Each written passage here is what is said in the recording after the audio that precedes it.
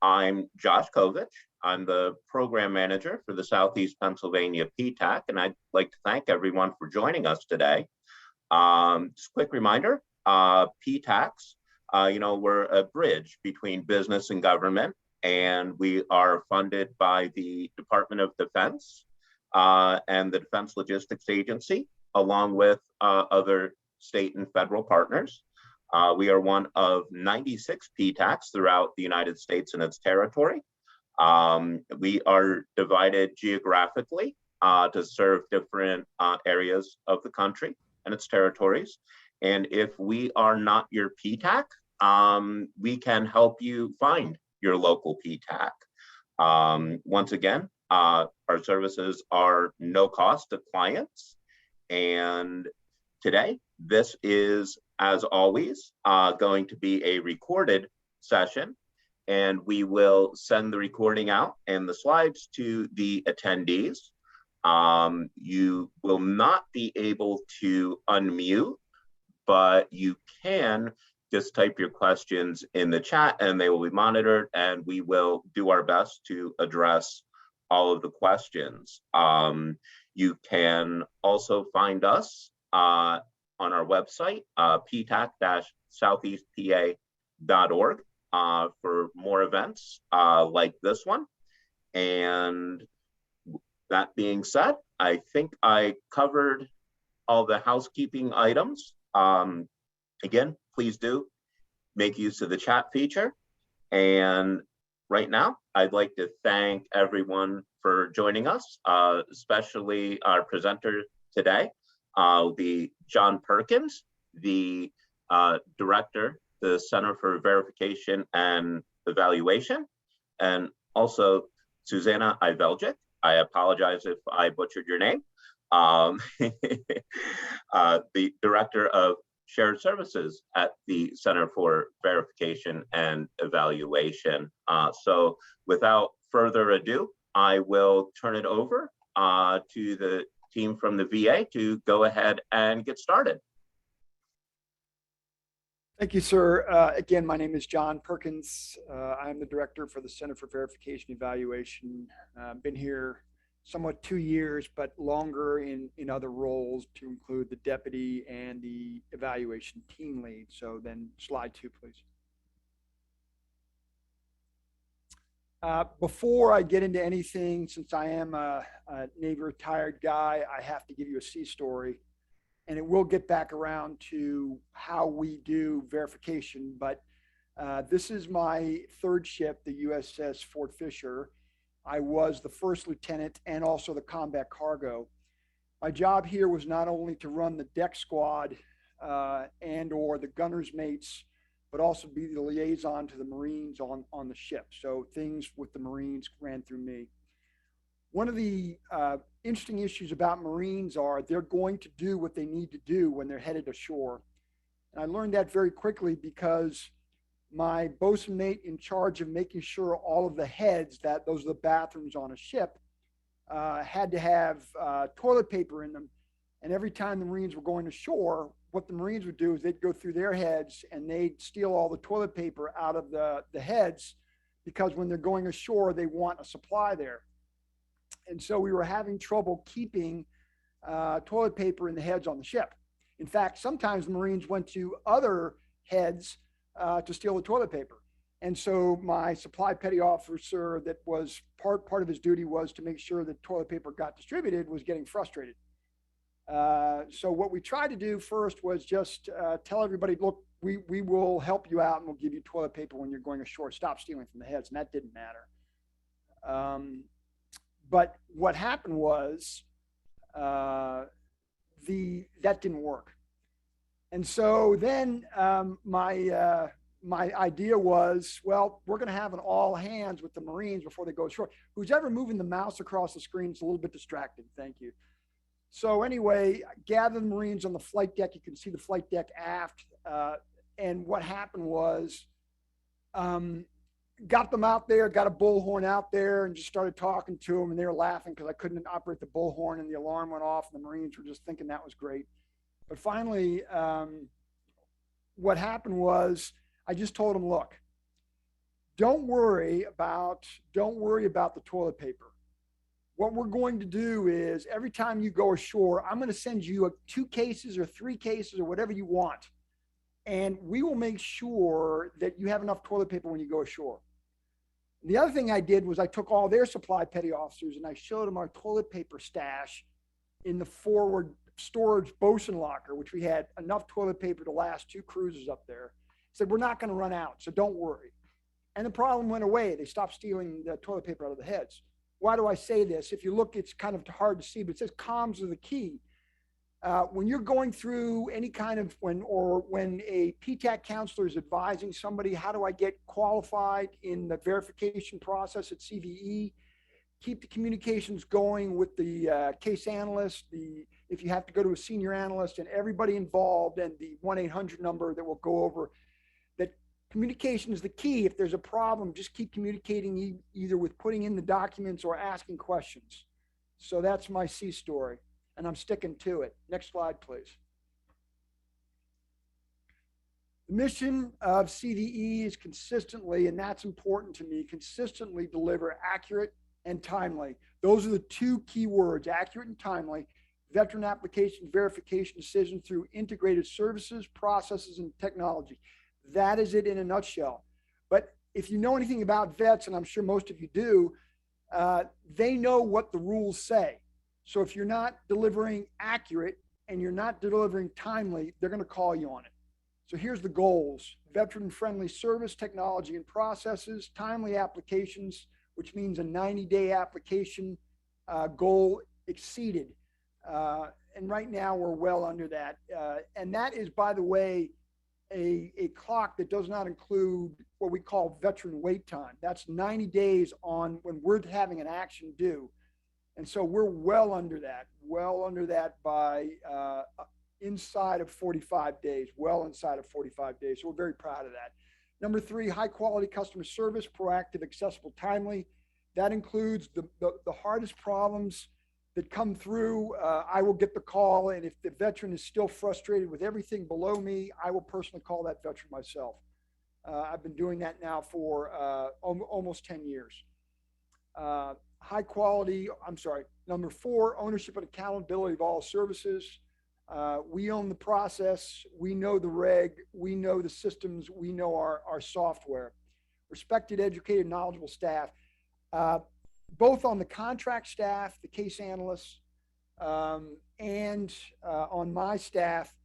I have at least 50% of the people, both on both sides, that have been there longer than me. And if you heard my partial resume, I've been at CVE in one capacity or the other, kind of moving around. 10 years will be in April, this April. Maximize SDVOSB, VOSB access to contracting opportunities. That is our goal, to get everybody in that is legally got ownership and control in their business. And that's the key. We are the gatekeepers to make sure the bad actors stay out and the correct actors go in. And that's a difficult fine line, because everybody wants to go in. And when you have to say no, you say it no with kindness and with good customer service. But unfortunately, your business model may not meet the certification standards. So that's the CV mission and goals. I don't want to take too much time because I'm already at 9 minutes. So next slide, please. I go back one slide. I forgot the bottom line. VA is the only federal government that verifies veteran small ability and eligibility requirement for them to compete for veteran set-aside opportunities. Other agencies, specifically the SBA, they have a self-certification program. And there's changes there, but that's coming in the future as part of, in about another 10 months. But for right now, the SBA has a self-certification program. When you're talking CVE verification, that really is geared toward set-aside contracts in the acquisition programs at the VA. I want to make sure that distinction is understood, because that's really why the law was established. Next slide, please. Thank you for going back. Here's the org chart. Every single military guy loves the org chart because, I don't know, it's a wire diagram. We all worked at the Pentagon. We all see PowerPoint Rangers. And so these are some of the names. And actually, I see one updated that that lady is no longer with us, Yasmin Guyver. She moved on to greater things. But everything else is pretty much the way it is here. You can see we have a broad spectrum of team leads, the verification support. That is kind of the customer service angle and some support aspects. Verification is the engine, that's center through Bill Mackin. Scott Wilson also moved up. I moved up from the team lead in verification to deputy director where Scott is, and then became director. And that's the engine. That's what does the verification that we're going to talk about. To the right is risk and compliance. That is site visits and making sure that those that are actually verified, we can actually go out and do site visits, or if we get what we call a fraud tip, we investigate over on that right wing with Ben Ward in the lead. Since these names are kind of new to you, this just gives you an overview of how we're structured. Next slide, please.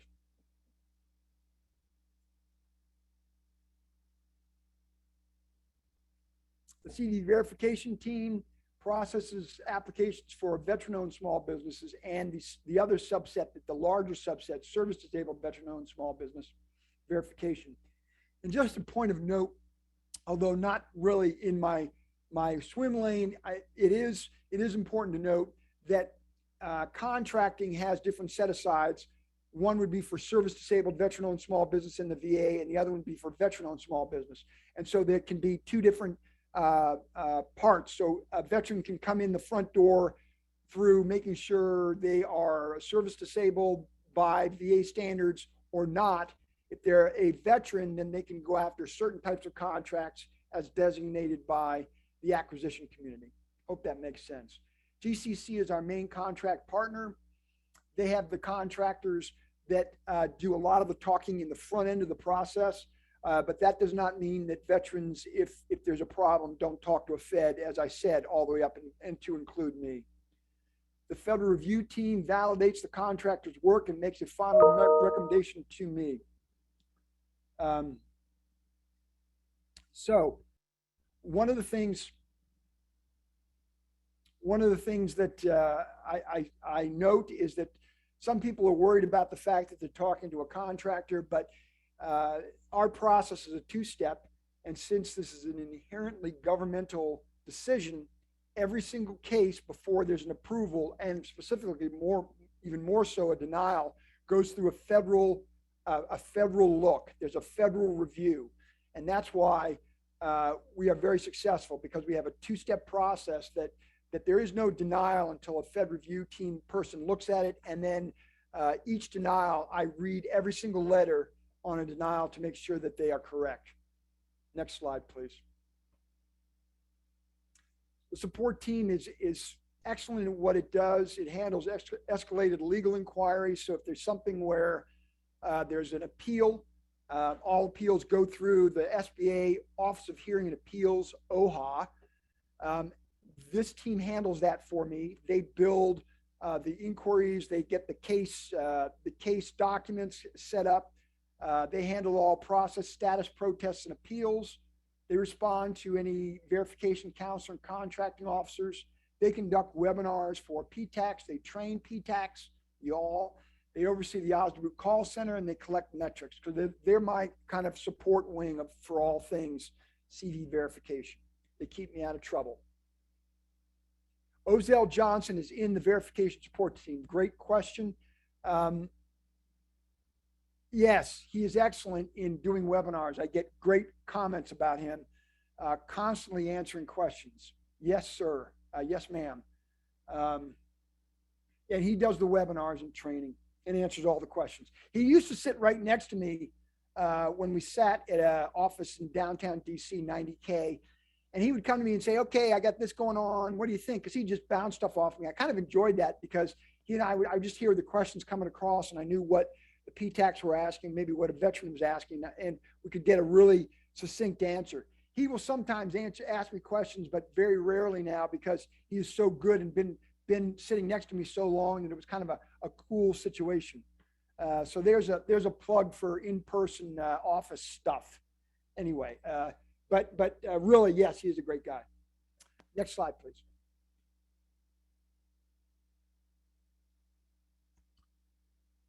Risk and compliance is kind of the risk backbone, the check to make sure that we're keeping everything correct. I said on-site visits. We have the right and the responsibility to do on-site visits. So when you are advising people, can the VA come out and just show up on a no notice visit to our place of business, whatever that is? The answer is yes. And that is to make sure that the program has a validation wing to it. And typically what we are doing is we are doing that not for people that just got qualified and they've got no contracts. This is to protect the verification credibility, if you would, especially at the VA for large contracts. So if a veteran has a large contract and they are doing a lot of business with the VA, Ben's team will look at that, and if they have not had a site visit in a certain amount of months, there is a potential that they will visit there to make sure that that they're in compliance with all the ownership control and veteran status areas of the regulation. And that is something that we do, and it's a great help to me to make sure that when somebody asks, well, how do you know that what you're doing is accurate if you're just looking at paper? Well, we have a way to go on site, and we do. Right now, we're not doing that because of COVID. So how that works now is it's more of a looking at all the paperwork again, but that is still important, and it has a good back check on things.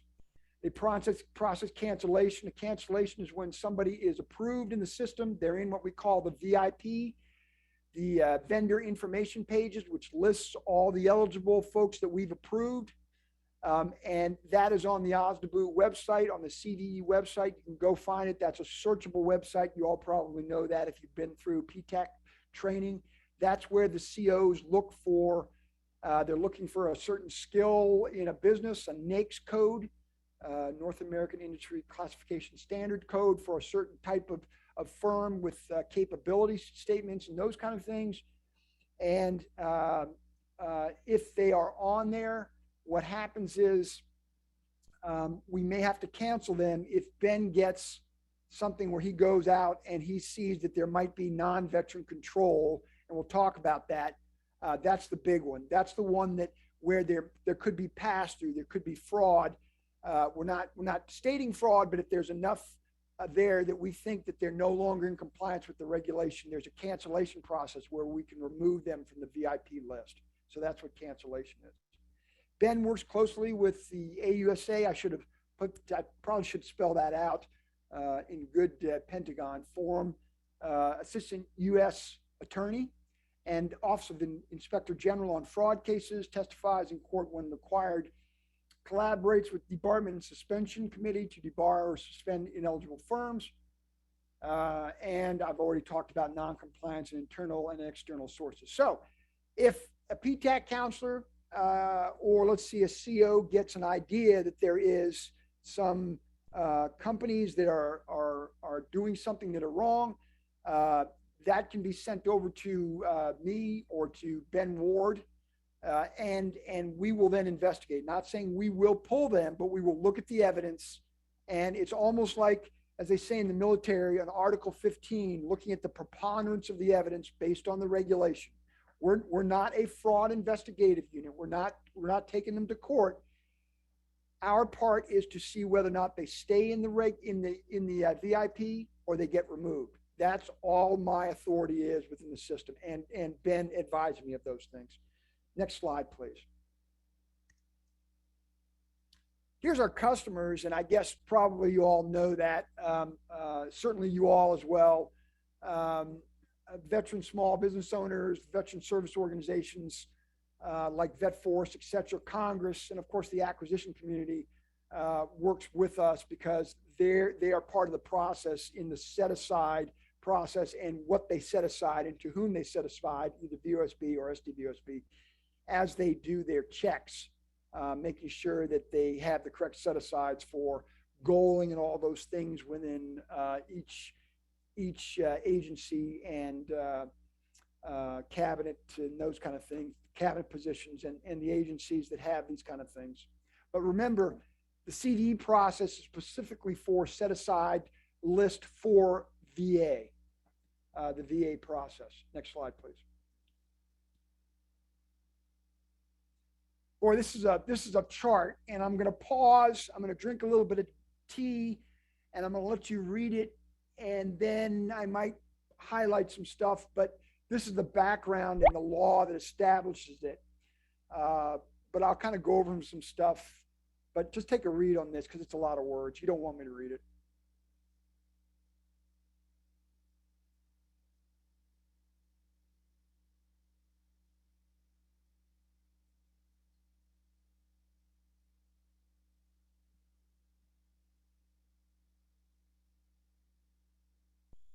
Okay, we are now done with our intermission. Thanks for making that larger. An old man loves that. Next slide, please. I think we've talked about that enough. All right, so important laws and regulations. 38 CFR Part 74 is the Veteran Small Business Regulation. It was established by the law that was, we know,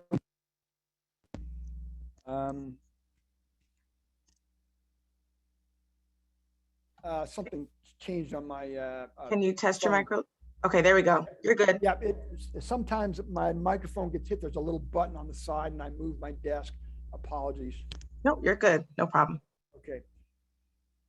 So 38 CFR Part 74 is the guidance of how we're supposed to do things. We were the sole regulation until, as you see, October 2018. At that point, Congress started to move to say, you know what?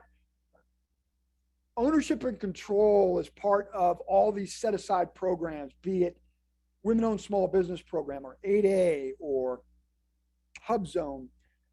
They're all owned by the Small Business Administration, SBA, except for 38 CFR Part 74, except the language is all about the same. So let's just combine them.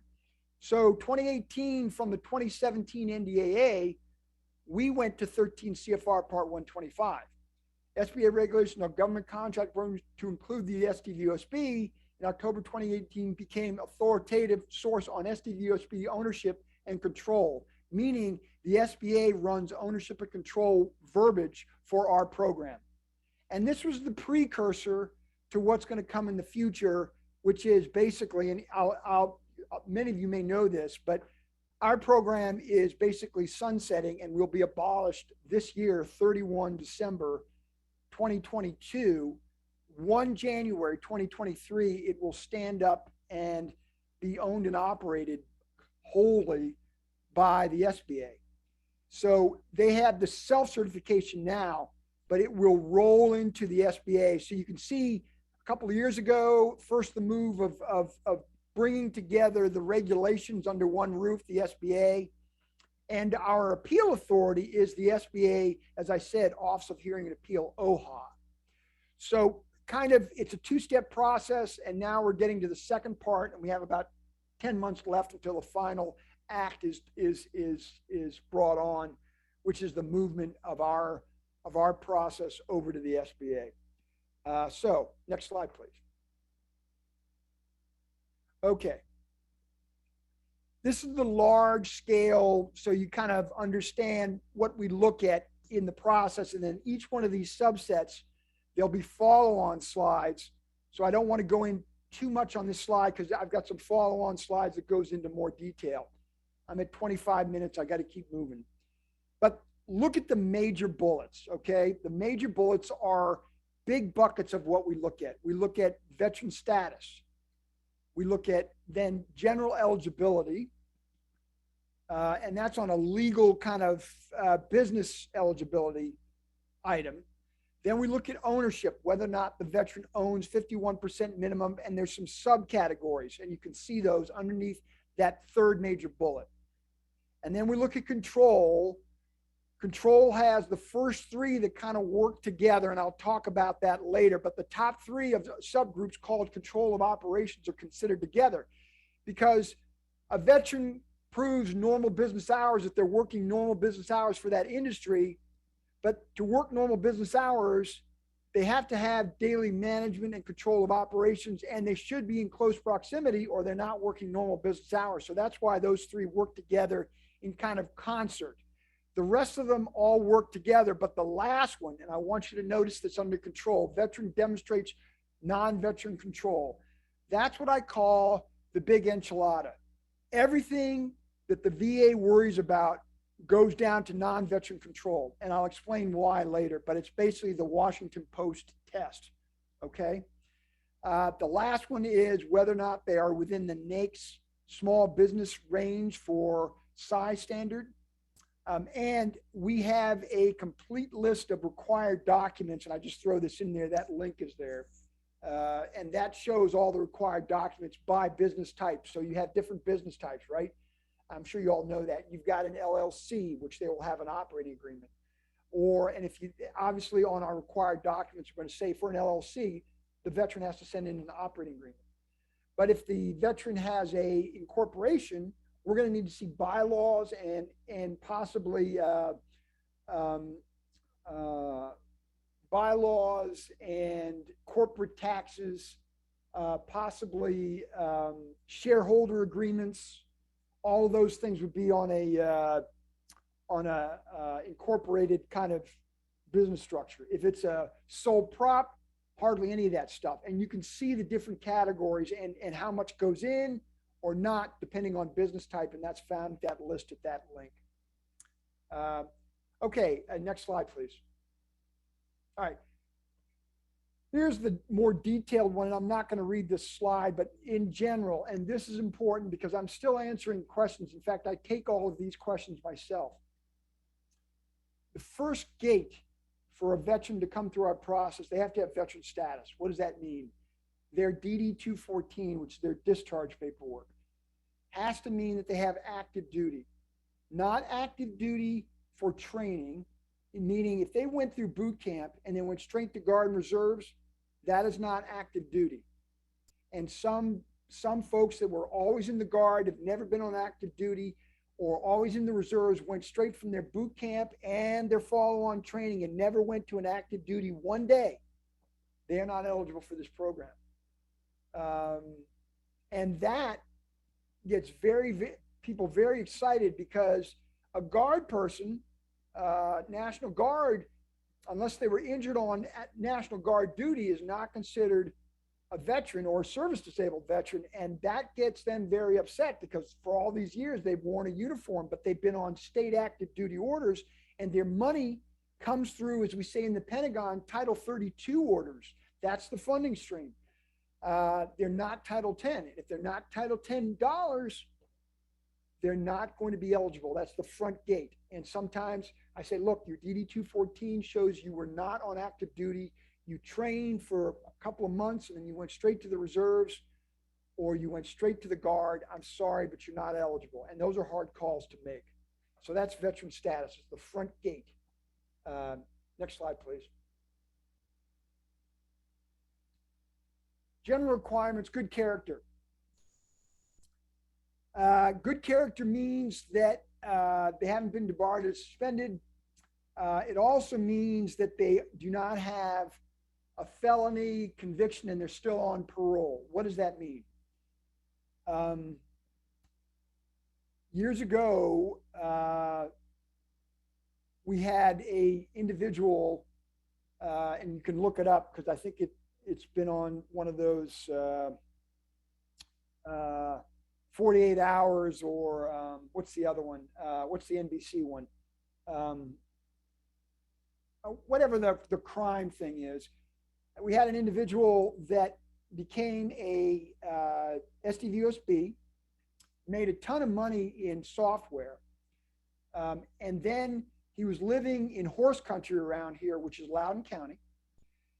And he was living in a very nice place with his wife. He wound up getting frustrated with his wife. And he moved out, but he was coming in, picking up the kids, leaving. And basically what he did was he came in one night and unfortunately killed his wife, left her in the basement trying to say that there was an intruder, but because it was horse country, there was a bubble camera and they caught him, and his poor son had to testify that, yes, that's dad walking up to the house on the bubble camera. So he would not have good character. There's another guy that was in jail and was running an SDVOSB, and his wife was continuing the work. He could not be, we removed him as well, but when he got out of prison and he was no longer on parole, that good character comes off. So you can see that as long as they're not under a parole issue or on parole from a violation, good character doesn't come into play. But if they have been found guilty and are still in jail, they are not good character and they cannot be a part of CVE because of the general requirements. But of course, there's very few people that apply, but every now and again we get somebody apply from jail. And that's not a C story. That's a fact. So anyway, financial obligation. They can't have any federal loans or state unresolved tax liens. If they do, we see that on SAM. And then we say, okay, they've got a tax lien, and so they don't meet general requirements. SAM registration. Somebody tell me you all understand what SAM is. I bet you do. Somebody can either put it in the chat or just say, or somebody can open up mic and say yes, but that's System for Award Management. They got to be in there or we can't have them go through the system, because we have things that we look at in SAM to include financial obligations and some other things. Next slide, please. Direct ownership. This goes under ownership. So this is the big tab. If you remember the big tab, we had veteran status and we had general things, and then we had ownership. Direct ownership is, it's got to be direct. It can't be through like a trust where the veteran has a part of the trust or can't control the trust. Now, trusts can be okay, but they have to be the person that makes the trust, gets the trust, controls the trust. If it's a trust that they don't have complete control of it and it's with their spouse, then it's not going to be direct. It has to be direct ownership. Unconditional means that there's no mother may I's. There cannot be subject conditions that may cause the veteran or service disabled veteran to ownership to involuntary transfer to another. Meaning, if you say the word sweetheart, and that's in the bylaws. This is silly, but I'm just making this up. If in the bylaws it says, if the veteran says the word sweetheart in a meeting, we're going to remove them. Well, that can't be in there because that means I'll take a look at that. There's Jamie Bass to everybody. Dividends and distributions. One or more veterans or service disabled veterans must be, now look at this word, entitled to receive. That doesn't mean have to get 51%. So when we're looking at the taxes and the veteran is not getting 51% of the annual distributions, meaning, distributions as in cash distributions through the company, that's outside of income, but cash distributions from proceeds, they don't have to get 51% of the annual distributions, but they have to be entitled. They can take it if they want, but they don't have to. In other words, let's say they're paying an expert more. They can just say, I'm paying an expert more and here's why. But they have to be entitled. That's the key word there. Next slide, please. Okay, control. These are the ones that work together. Daily management. One or more veterans must control the daily management. What does that mean? That means things like they have to have the ability to sign checks. They are in control of, they're at the meetings. They've got meeting minutes. They're on the bank's signature card. You see them doing business. They are the one that's registered in SAM. It's not somebody else. And that's kind of daily management. It's kind of one of those, what I would call gray area issues that is a preponderance of evidence. And we look at a bunch of different things. Highest officer, that's a black and white. That's not gray. You either are you are the highest officer, you are the CEO, you are the president in writing of the company, you are the okay, I'll probably have to answer these questions when I finish, but you either are the highest officer or you're not. So that's an A or B. You either are or aren't, 0 or 1. Managerial experience, that one's a hard one not to get, as long as you are,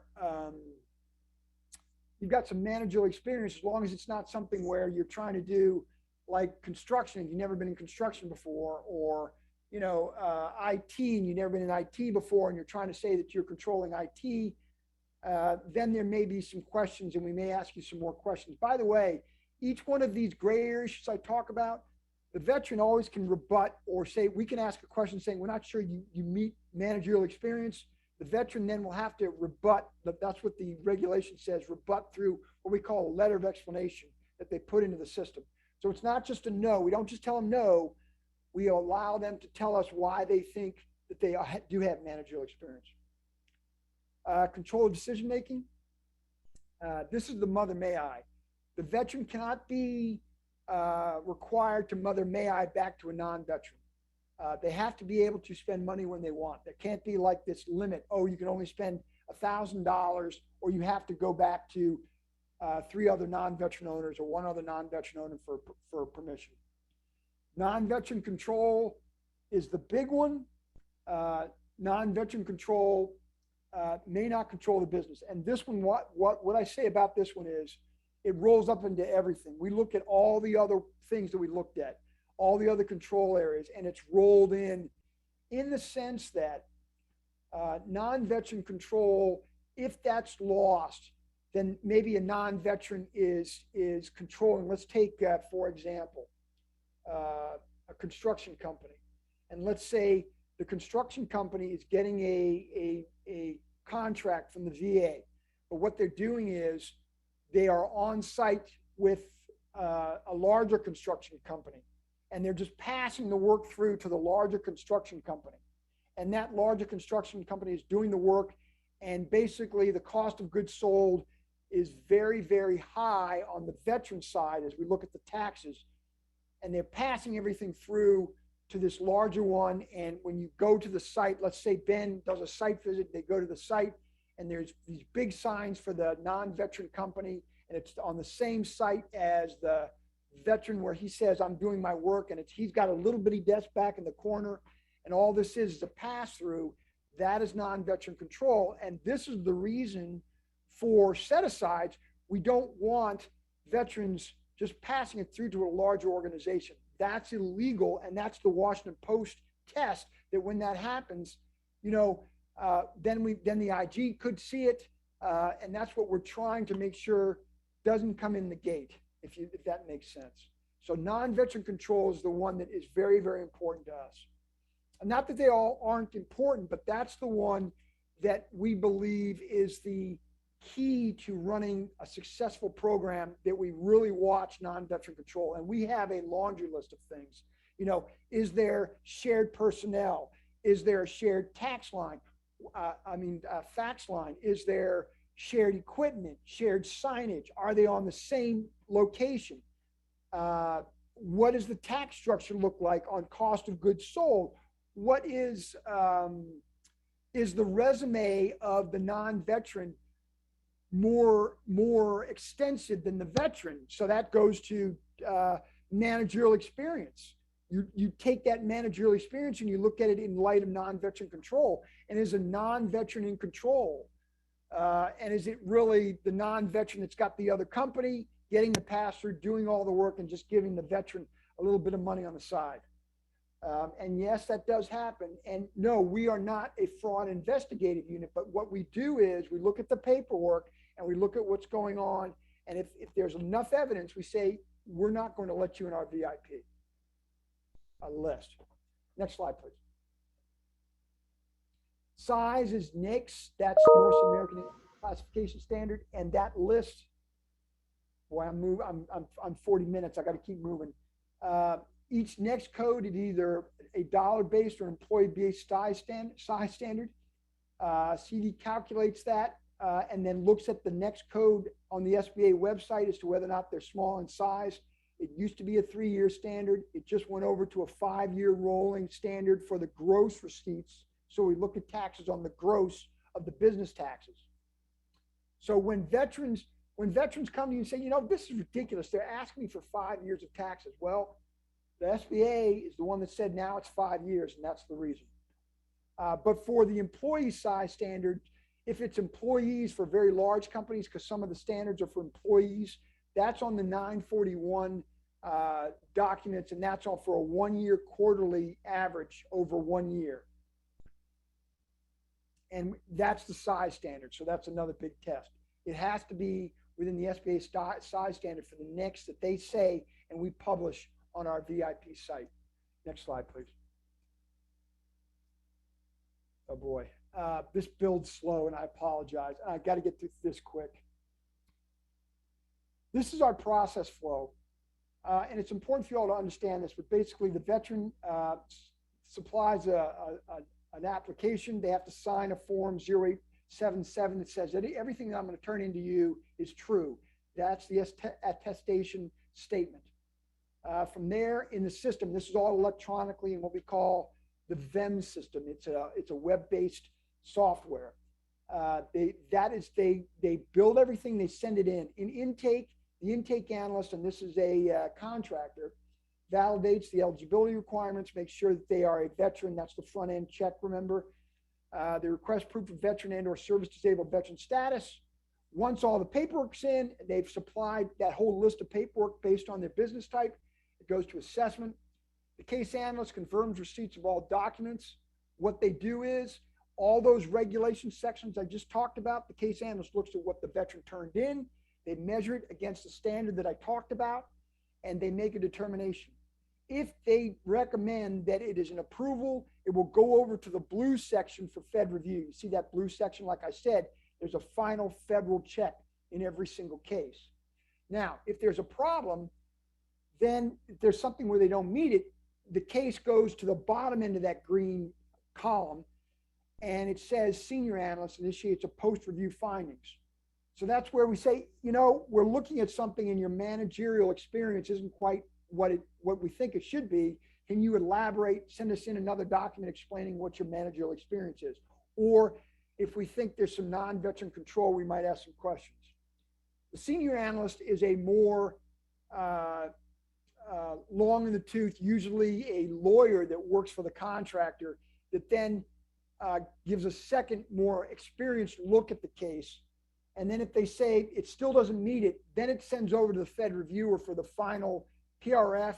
And if the veteran doesn't meet that standard, the PRF is then turned in to a potential denial. But the veteran can always withdraw in the process. They don't have to take a denial. And the best thing to do is not to take a denial, but say, we're going to withdraw and try to get this right. Some veterans take a denial letter. If they get a denial letter, then they're out of the process and cannot reapply by regulation for 6 months. But normally what happens is the veterans go out and they try to fix something and come back in. And they can come right back in immediately. But of course, if they don't fix the problem, they're going to wind up again in a PRF land, as we say. But the decisions are always through a federal reviewer that was on that wire diagram at the bottom, a federal review, and then finally signed by me or my deputy. So there's so many different points where we ask questions and give the veteran time to correct the problems. That's why we say we're the best and most customer efficient, customer friendly process within the set aside community. We're very proud of that too. Next slide, please. Oh, yeah, these are all the things I've just talked about. They can withdraw at any time, and there's direct contact with the veteran. There's phone calls, always phone calls. And that goes back to my always talk to us about what's going on. Next slide, please. VEMS is our processing system. I'm not going to go into this too much. It is web-based. It's wonderful. It is got automatic email systems. It notifies us. It lets us know when a case is on our clock or on the veteran clock, and it keeps us making sure that we don't lose any cases. It's Microsoft, and it's been deployed since 2018, and we love it. And the veterans seem to like it too. It's a CRM platform, customer relations module platform. Next slide, please.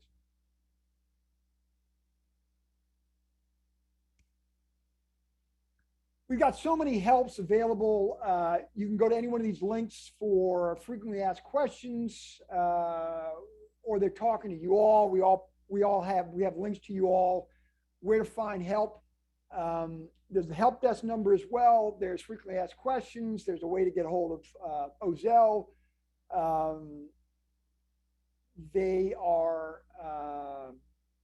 There's so many ways not to do it, and there's no cost. Let me explain something though. There are folks out there that want to try to sell the veteran that they'll never get through this hard process without paying them money. I hate that. I can't stop it. It's part of life, but I want to direct them to you all versus to somebody that's going to try to charge the veteran, which I think is awful. It's usually an older veteran that doesn't understand and pays thousands of dollars sometimes to go through a process that's free with a lot of help out there. You can see the help desk number there. Webinars are available, and the VA procurement guide can be found there. Okay, next slide, please. Got through it. I'm ready for questions. I got, I think, 13 minutes. Okay, awesome. Thank you so much for that, John. That was such a really informative presentation. I'll go ahead and ask those questions that were in the chat. And if anyone else has questions, go ahead and put them in now. So Jamie asked, you gave some background. We just sold 51% of our company to a disabled vet at the 1st of January. He's on the bank account, legal docs and all that is squared away. He has managed several programs in the Navy, but hasn't been a CEO before, so we are training him to take over. Question: will our new owner be eligible for proving normal business hours and daily management through timesheet notes as he is learning? He is in control and directing the business. Okay, so is this a PTAC asking the question about a verification coming through the system? I want to make sure I'm understanding the audience here. No, this is an actual I guess potential VOSB. Yeah. Okay. I want to make sure I state this clearly. Until I see all of the documents, I never say that, yep, this is good, or no, it's not. So it's almost like I gave a investment brief the other day. I cannot give you a yay or nay unless I see all the documentation. I've got to see documentation and look at things from what is submitted to what the regulation says. A couple of thoughts. Yes, if you sold 51% of your company to a disabled veteran, and there's no, as we say, strings attached on that, it's direct ownership, all those ownership issues are taken care of.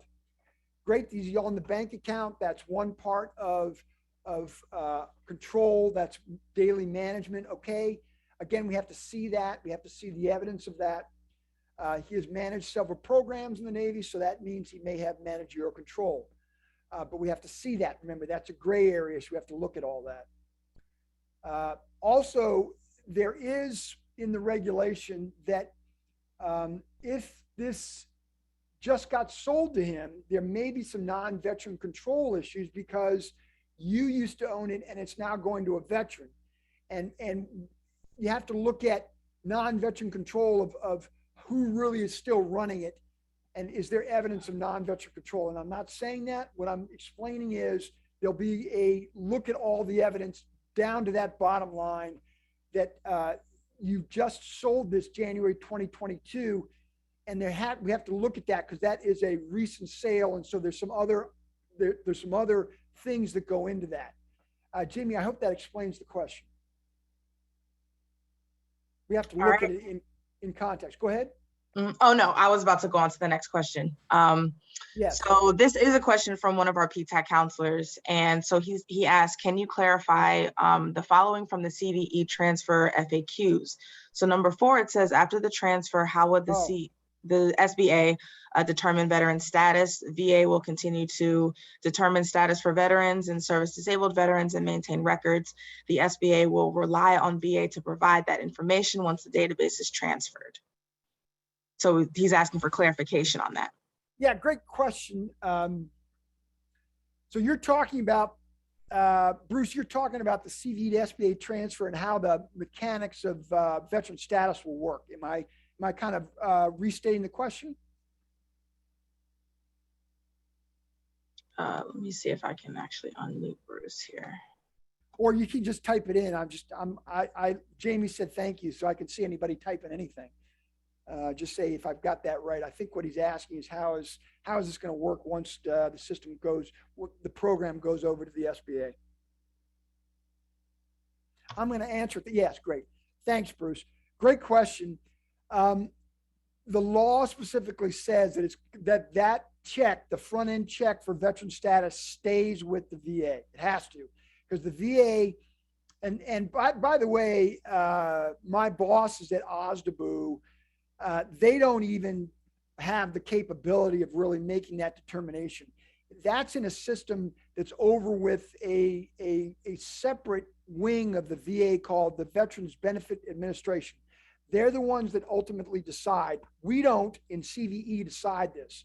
Although I can look at a DD-214 and kind of get it because I've got so much old man time in the Pentagon, but basically I'm not the final authority. And the final authority is VBA. So VBA puts into a system right now, it's called the BURL system, Beneficiary Identification Record Locator System, BURLs.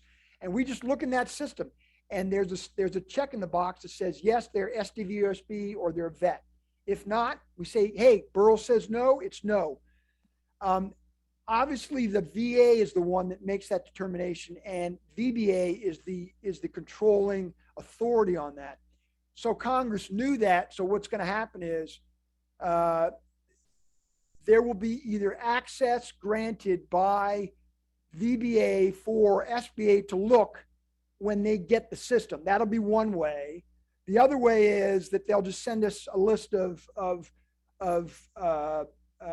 names and making sure that obviously there's no PII passed across, a name and maybe last for the social. I don't know how it's going to work, but what I'm saying is there'll be a system that's secure that VBA will then send back, yes, they're SDVOSB or no, they're not. But that is already well in the works and there would be no problem with that. That's a very easy thing that everybody is looking into and making sure that's going to go well. Bruce, I hope that answers the question. Yes, the VA is going to maintain it. Awesome. I'll give another minute for any other questions.